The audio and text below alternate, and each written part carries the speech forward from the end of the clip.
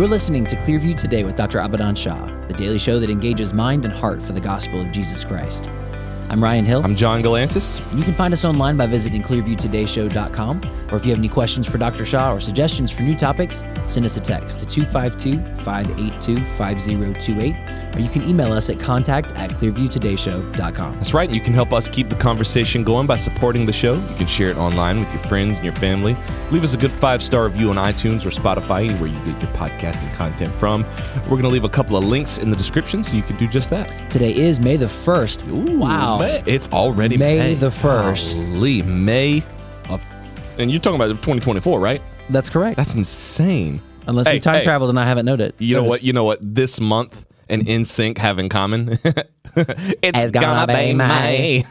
All right, so May the 1st, which means that our date the word today is coming to you from Romans chapter 5, verse 1. Therefore, having been justified by faith, we have peace with God through our Lord Jesus Christ. That is probably the best assurance you can give any human being on the face of the planet. You have peace with God. God does not have beef with you. It's like, thank goodness. Yeah. Thank God for that, because... What does it say? You have Therefore, peace with God. having been justified by faith, we have peace with God through our Lord Jesus Christ. It reminds me of Hebrews, that hall of faith where he has to walk down all these people who were justified, not by the things they did, not just by their obedience, but by because faith, their faith. Abraham, right. by faith, Jacob, by faith, Moses. Yeah. I mean, it just reminds me that you also are justified by your faith. Yeah. Your faith in God is what gives you that peace. Yeah. And I love that it's the reality of without Jesus, we would not have peace with God, because it says we have peace with God through our Lord Jesus Christ. So yes, it is your faith, but that faith itself is a gift from God. Excellent. That faith is a gift through Christ and what he's done for us on the cross. So never lose sight of that. Never lose sight of that gratitude that we should have as believers for what Christ has done for us. That's right. And we want to remind you guys, all these verses that we read at the top of every episode can also be yours. You can use the Date the Word app. They are a partial sponsor for this show. Want to thank you for sponsoring this episode. Make sure you download it today on iPhone or Android. It's 100% free, and every single day connects today's date with God's Word with the hope of making it more memorable for you. You know, it's a rainy, cold, dreary Wednesday morning right now. Unless you're listening to this not on the day that we recorded it, in which case it's probably fine. It's probably sunny. Well, here's the thing. That's kind of the thing, is right now it's rainy and it's cold. Yesterday it was very nice. It was like a beautiful sunshiny day. But now it's raining, it's pouring. The old man is snoring, and tomorrow it's going to be a blizzard. Tomorrow's going to be a blizzard. And then after that, earthquakes, hailfire is raining down. After that, very sunny. Hail, fire? It's little chunks of ice and rock falling from the sky, but they're also on fire. They're alight. Sure. And then after that, sunny again. I'm sick of North Carolina not making up its mind. And this is something that people have known about this state for years. It's silly. This state can't figure out what it wants to do. It's like a woman trying to get ready for a date, and it's like, what about this outfit? Yeah. What about this outfit? It's like, I'm gonna wear the green one. It's like, all right, fine, wear the green one. She's like, all right, you wear the green tie then. It's like, all right, I'll wear the green tie. How does this outfit make me look? Like a natural disaster, North Carolina. Yeah, and then we're getting ready to leave, and it's like, wait, I thought you were wearing the green one. Why is that red? She was like, I didn't like the way I looked in the green. It's like, but I'm wearing the green tie. She's like, it's okay, nobody's looking at you. I don't know, man. I just can't stand getting up and not knowing whether or not I need a jacket. And Go ahead. Well, I'm just saying, I just feel like other states don't have to deal with this. Everyone in Seattle knows it's going to be raining. Everyone in Florida knows it's going to be hot. I remember, I'm not originally from North Carolina. I grew up in South Carolina. So when I moved to the northern brethren of the two states, I remember talking to somebody like, man, the weather is like kind of up and down and here and there. And they're like, oh yeah, if you don't like the weather in North Carolina, hang out for 5 minutes. It'll change. True.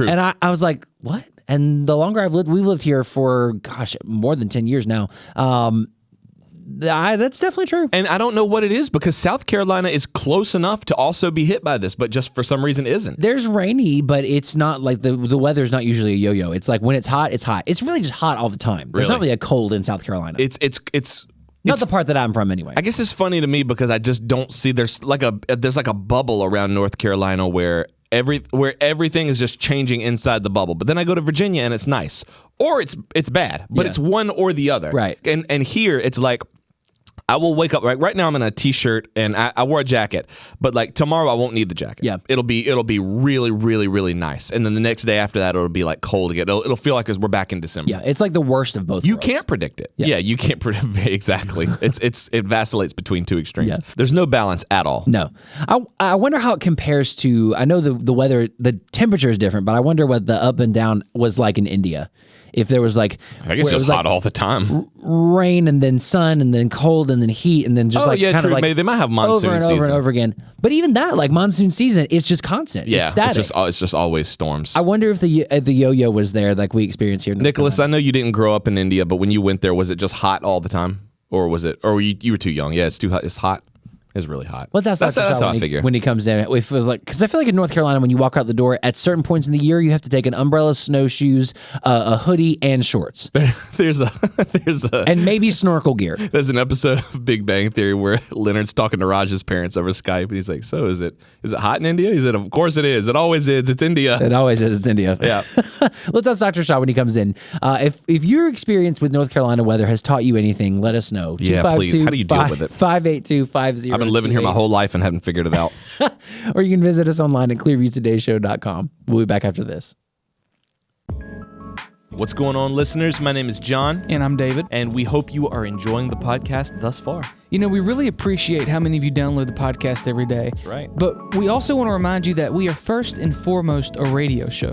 Clearview Today is actually syndicated through the Truth Network. And we just want to let you know right now that in addition to hosting the all-time best Christian talk show of all time, Hashtag Clearview Today. Hashtag Clearview Today, the Truth Network also, as it turns out, has an extensive library of Christian programming. We really love everything they're doing at the Truth Network because the whole goal is to encourage, challenge, confront, and uplift listeners with the life-changing truth of Jesus Christ through Christian Talk Radio. And listen, we know we are not the only show wanting to expand its audience. So if you have a vision for your show or for your ministry, why don't you consider syndicating your show through the Truth Network? Because they rely on decades of experience of self-syndication with a full array of features for your long-form or short-form content. Make sure you visit the Truth Network online today at truthnetwork.com, or you can give them a call at 336-759-0363. Again, that's 336-759-0363. Well, John, are you ready? I was born ready, my friend. Let's hop right back in. All right.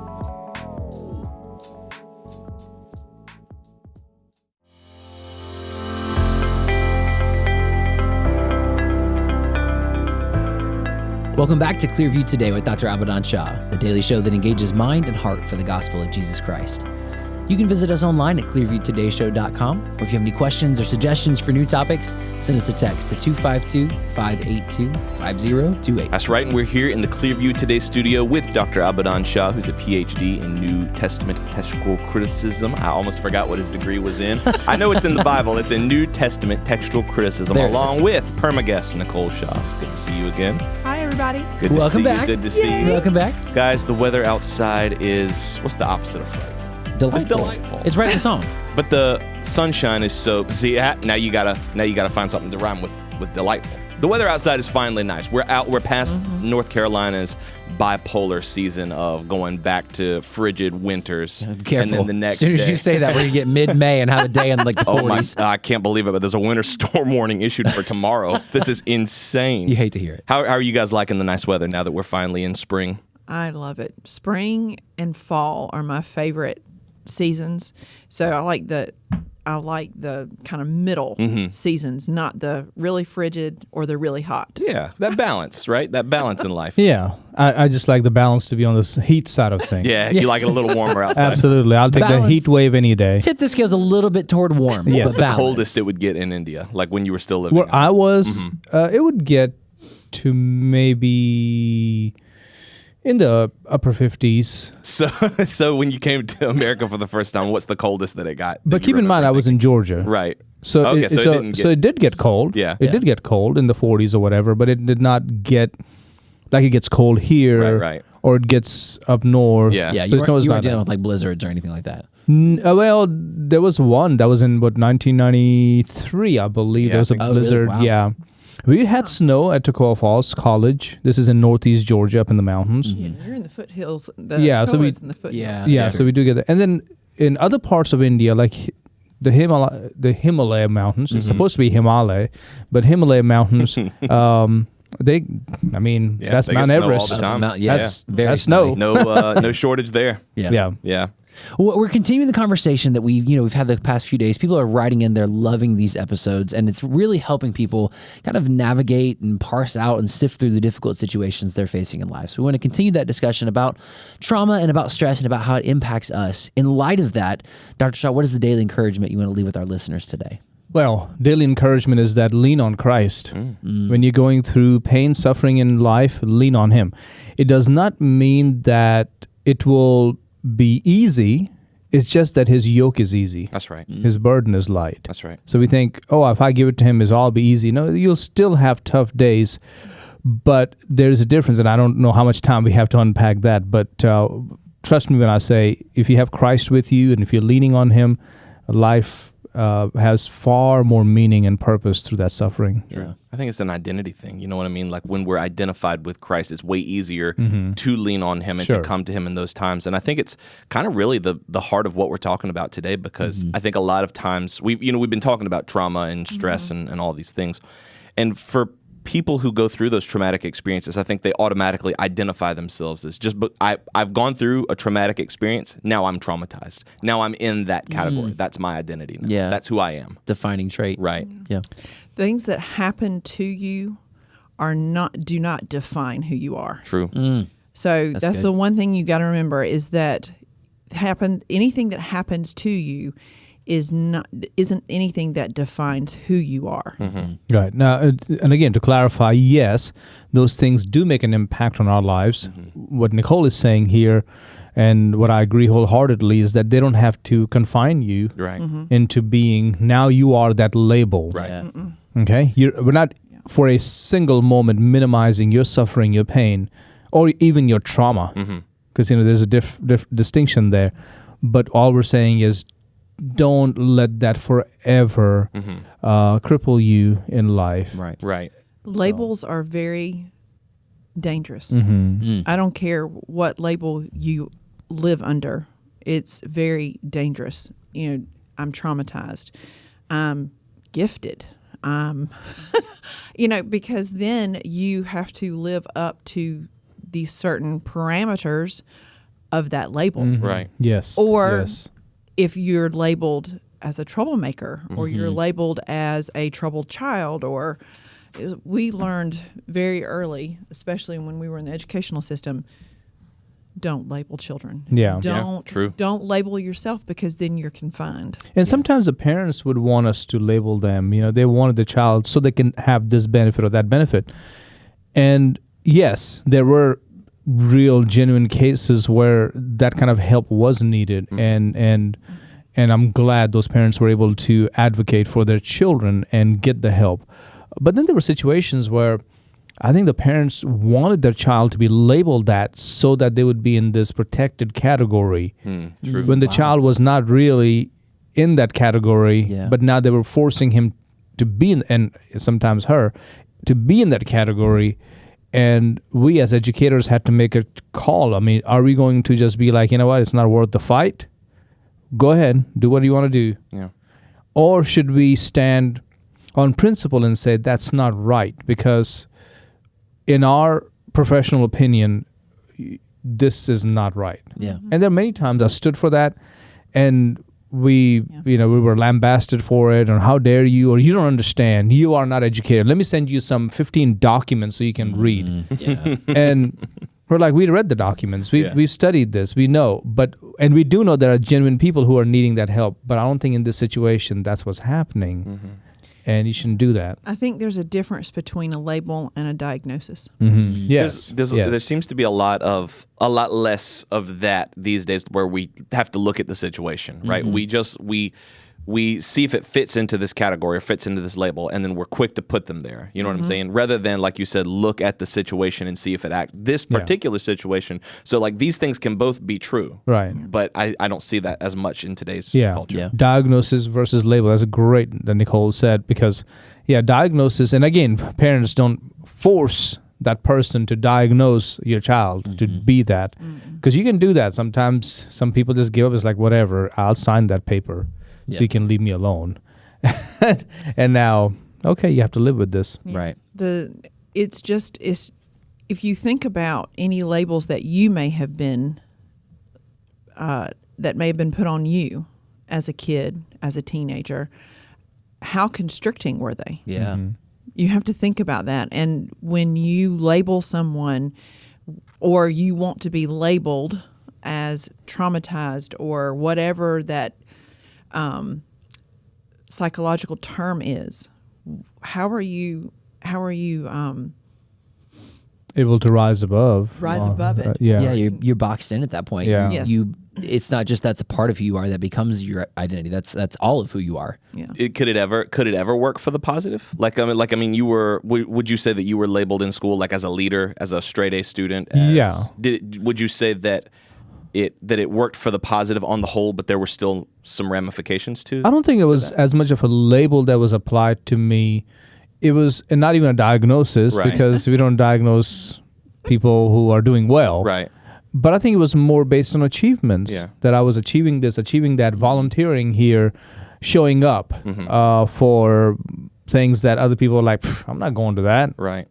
I don't have time for that. And I would show up. It's like, so this weekend we need some volunteers. I remember this one situation where, because I was in Scouts, and so we would learn how to march and things like that. And there was also kind of like what we have here, like the Boy Scouts, like Cub not Scouts? Boy Scouts, but we have a program teaching them how to be in the military and all that. ROTC. ROTC, yeah. My mind just went blank on me. Got you. We had something similar to that. I was not in that program, but nobody volunteered. So I was there, and I showed up, and I said, I'll do it. And they said, okay, well, we're going to teach you how to march, and it has to be a very slow march. You have to kick your heels as you march and all that. And so another guy was there who was in the program, and together we did it, and we were able to lead that parade. And it's like, I shouldn't be doing this, but since I showed up and actually learned and practiced, I'm doing it. And I had a uniform, I had everything, and we had to learn how to salute. I mean, it was all kind of crazy. You enjoyed it. Yeah. So maybe that's an example of something you were talking about, where someone could, from the outside, could look and say, well, he had that foisted on him. He had that put on him. So he had a lot of pressure to succeed. But it's like, no, I actually wanted that. I had to show up after school. I had to be there. I had to march as other kids were making fun of it. And then when the day came, and it was a big to-do, it's like some big government leader who was coming and was going to be at the school and do the inspection. I'm up there in the front. You were the one. And then a couple of years later, I'm the head boy. You know, so it's all adds up. Yeah. Yeah. But I want us to kind of focus a little bit more, because I think the response we're getting is that people want to hear on this topic of trauma, because that is the negative label that is being thrown about and applied, and even self-applied. Right. But trauma is something so much more than just I had a difficult time. Yeah, something happened to me and then now I'm struggling with it. There's a neuroscience to it. That's right. So what is trauma? Trauma is the wound that you get from either being in a traumatic experience, that you're seeing it, you're witnessing it, or you can even hear about something. Okay, so there's an element to where it's almost like secondhand. Like you're Yes. not directly involved in the event, but you're experiencing it somehow. Well, imagine, like we talked about in the last episode, about children who have full access to YouTube and all these different things. And what if there's something going on and they click on it and it's a video, a homemade video of somebody just being in a place where something is going on, and they see it. They are not in it, but they've seen it, and otherwise, and then they can be traumatized. So what does that do when they see it, when they actually see it happen? Like, what is it physically doing to their brains? Well, there's several different things you have to look at. First of all, you have 3 areas of your brain that are affected by trauma. The first one is your brainstem. Mm-hmm. Now we have to look at and to see what that controls. It controls our breathing, our sleeping, our temperature regulation. Then you have your limbic system, and in that limbic system you have the amygdala and the hippocampus. Right. Now, the amygdala, it keeps our emotions and our survival instincts regulated. Mm-hmm. The hippocampus that connects this part of your brain and even the frontal lobe with the brain stem. It connects those upper and lower parts of your brain. It helps you to express your emotions, and it has a lot to do with your memory function as well. Then you have the cortex, which we hear a lot about with the prefrontal cortex when it comes to teenagers and children, where that particular part of their brain is not fully developed until they're about between 21 and 25. So that part of the brain develops last. This is the part where it helps us to stop, to think, reflect, concentrate, problem solve. All of these are to do with our emotions and our behaviors. Okay, so in the event of a trauma, your hippocampus releases cortisol, and it's a hormone in our brains that helps us to regulate the responses that we have to any stressor. Okay, so sometimes when that happens, your body can get stuck with these different things, whether it be your fight, flight, or freeze. So it's interesting that you're saying that. As you were talking about the different areas of the brain, I was thinking about, what are the typical responses you see in somebody who's traumatized? That shell shock, kind of catatonic, unresponsive. You have some people experience memory loss. Yep. Some people are triggered by specific smells, which your hippocampus deals with as well. So it's interesting as you're pointing these out, you can start to see those signs that you've seen in other people, or even popular media. You're like, oh, well, that makes sense now that I understand what's happening there. Or even when people have like dreams and flashbacks and stuff, and like they're it's like they're reliving that moment again, having trouble sleeping, or the memories are coming in. Well, that's the whole idea of PTSD, post-traumatic stress disorder. Comes in. Well, you have to think too. I mean, just think about your reactions when there's been no trauma, but what are memories brought up by when you think about things? Things you see, things you smell, maybe something you hear. It's so many different things that can bring up those even good memories if you're not traumatized. So when you think about trauma, you got to think about those same things as well that are bringing up the bad. David brought up an interesting point. What about all the triggered? You triggered me. Yeah, I'm triggered. And I think, again, here we're talking about trauma, but it's more on the extreme side of things, or kind of like really heightened side of trauma. But then there might be some minor trauma. I mean, you're studying trauma right now a lot. And but the whole idea of triggered, you triggered me. How subjective is that? Yeah. Well, it's become you've offended me. That's really right. And that's what we kind of talked about yesterday. Like, it feels like we have taken a very good, beneficial, real thing and just extended it to the point of absurdity, to where now it really doesn't mean anything anymore. Right. And it seems like that's happening with more and more things. Yeah. True. It is true. Yeah. And so a lot of responses to trauma, and thank you, Nicole, for giving that science behind it. Yeah. And hopefully, the reason I love the way you had your notes laid out, because you didn't want to just shoot from the hip. You were trying to make sure scientifically you were as close as possible to the textbook. Yes. Because you want to make sure we don't mislead people. But the responses to trauma that we experience, there are so many shatterings that happen. There's a shattered belief about self at that moment. When you go through trauma, now you're traumatized. Depending on the trauma, we may no longer believe anything good about ourselves. True. Yeah, that's true. We tend to isolate ourselves from other people because we are unsure of who we are, unsure about ourselves, unsure that we may be able to withstand that pressure now, that stress. because this happens. It's like, I don't want to be in that situation because I know if I'm in that situation, this happens.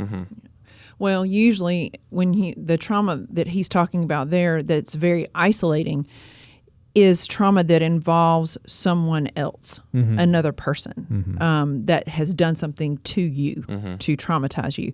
So then when you are around other people, and it's not necessarily that person, but just people in general, those things can trigger you, so to speak, or that isolates you already.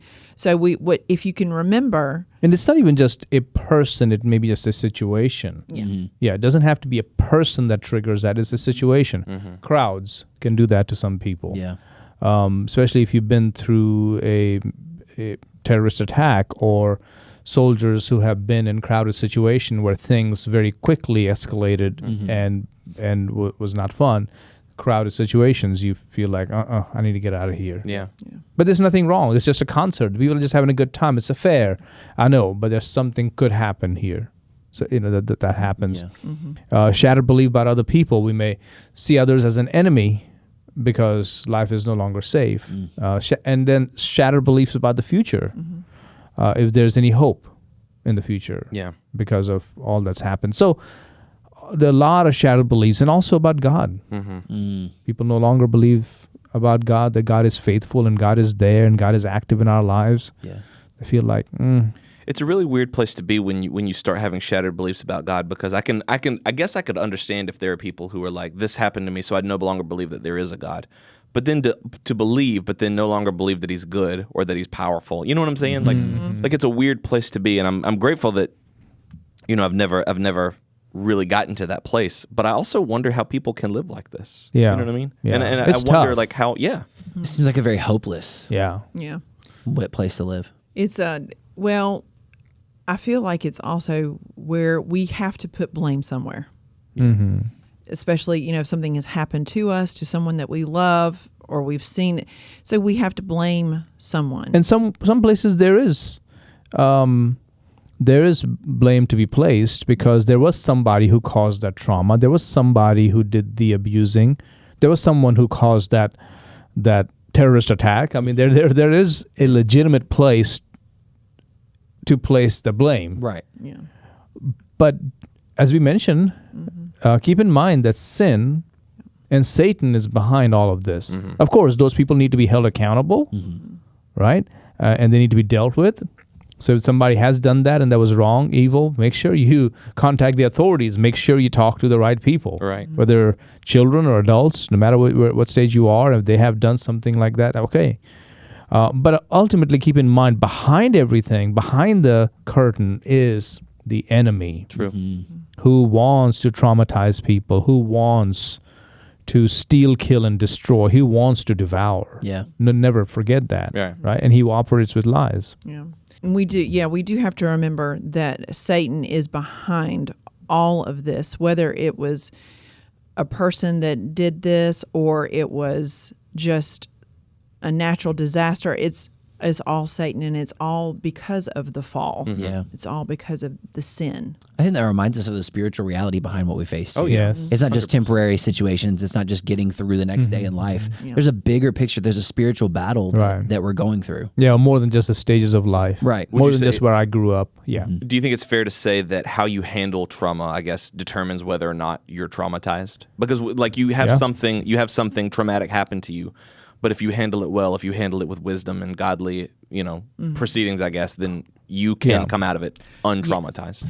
Well, you might be traumatized, but you can come out of that. You can be healed from that.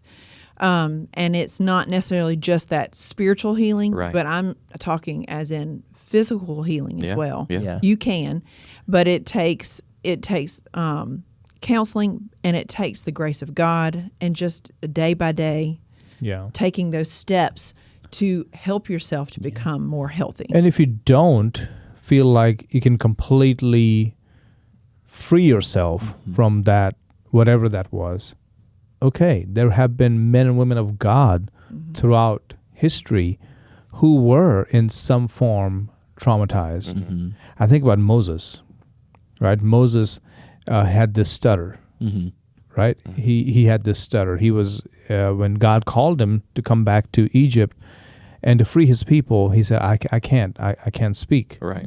And I often wonder, was that stutter there before? You know, the Bible doesn't go into detail about it. Right. Or was it not there after? Because I don't hear him constantly looking to Aaron to say, come talk to the people. Right. Okay, so I want to talk to them, so can you tell them this? Right. Yeah. Why is he able to communicate so freely after he After his sets the calling. people Yeah. free and they're in the wilderness? He's not constantly looking to Aaron. When he comes off the mountain, he does not say, okay, Aaron, I want you to tell the people this. Right. He simply says, what have you done? And then he even gets angry with Aaron. I mean, so we know that there was something that happened to him, something that traumatized him to the point that he struggled with speech. Yeah. And I don't think it was a birth. Yeah. That's a great point. Yeah. And then later on in life, it's sort of, it's not even mentioned. Yeah. That's true. It's not. That's true. Yeah. God was God's healing. Yeah. And you can even look at the story of Joseph, which is Abaddon's favorite character in the Bible. Yeah. That he was traumatized as a young child being thrown into that cistern, sold into slavery. But we don't see, I mean, we see several different times of trauma in his life, but it doesn't seem to affect his future. Right. Yeah. Yeah. And then, of course, Paul. And as we mentioned before, 2 Corinthians is the book for you. And maybe we can, as we continue this discussion, because I want us to focus on how children sometimes have to deal with trauma and how adolescents and teens have to deal with trauma. And we'll put the spotlight more on Nicole and Ryan this time because they are both in counseling fields. In both those situations, turning to 2 Corinthians can provide great source of comfort Right. and godly wisdom, because Paul talks about his thorn in the flesh, something that he prayed for and he pleaded with God that he would remove it, and it was not removed. But it says, God said, my grace is sufficient for you, for my strength is made perfect in weakness. That's right. And so Paul says, so I'm going to boast in my infirmities so the power of Christ may rest upon me. And then he concludes, so that when I'm weak, I am strong. Amen. I love it. So important for us as we're walking through these difficult situations in life to keep the proper perspective and to look to Christ every step of the way. Amen. If today was helpful for you, write in and let us know, 252-582-5028, or you can visit us online at clearviewtodayshow.com. Don't forget, you can partner with us financially on that same website. Scroll to the bottom, click that donate button, and let us know it's coming from our Clearview Today Show family. John, what are we doing tomorrow? Tomorrow, we are continuing our conversation, albeit we are shifting it a little bit. So we've been talking about sufferings and the traumas of life. We're going to narrow that field down to parenting. You know, when you raise kids, you want to protect your kids from the ugliness of life. But it's also important to set them up for the inevitable sufferings that are going to happen. How do you balance that? That's what the show is all about. We're going to be balancing the two extremes and find God somewhere in the middle. That's right. Joined by perma guest Nicole Shah again tomorrow as we continue the conversation. And wherever you are on the parenting journey, whether you have little kids, grown kids, teenage kids, or you don't have any kids, you yourself have parents. So you've encountered these relationships in some capacity. That's right. We want to talk about that tomorrow. We love you guys. We'll see you tomorrow on Clearview Today.